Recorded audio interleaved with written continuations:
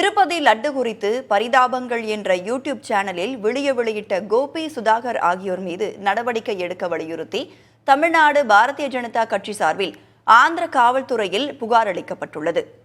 திருப்பதி லட்டு பிரசாதத்தில் மிருகங்களின் கொழுப்பு கலக்கப்பட்டிருந்ததாக சர்ச்சை வெடித்தது. இந்த விஷயம் குறித்து பரிதாபங்கள் என்ற பிரபல யூடியூப் சேனலில் கோபி சுதாகர் ஜோடி லட்டு பாவங்கள் என்ற பெயரில் வீடியோ ஒன்றை வெளியிட்டிருந்தனர். இதற்கு எதிர்ப்பு கிளம்பிய நிலையில் சம்பந்தப்பட்ட வீடியோவை அவர்கள் நீக்கம் செய்தனர். இதுபோன்று இனி நிகழாது என்று கூறி மன்னிப்பும் கோரியிருந்தனர். இந்த நிலையில் தமிழ்நாடு பாஜகவின் விளையாட்டு மற்றும் திறன் மேம்பாட்டு பிரிவின் மாநில தலைவர் அமர் பிரசாத் ரெட்டி ஆந்திர காவல்துறை இயக்குனர் துவாரகா திருமலா ராவுக்கு புகார் அனுப்பியுள்ளார்.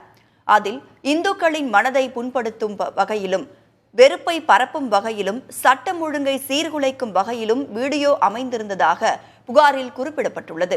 அந்த வீடியோ நீக்கப்பட்டிருந்தாலும் இந்துக்களின் உணர்வுகள் அவமதிக்கப்பட்டிருப்பதாகவும் புகாரில் தெரிவிக்கப்பட்டுள்ளது.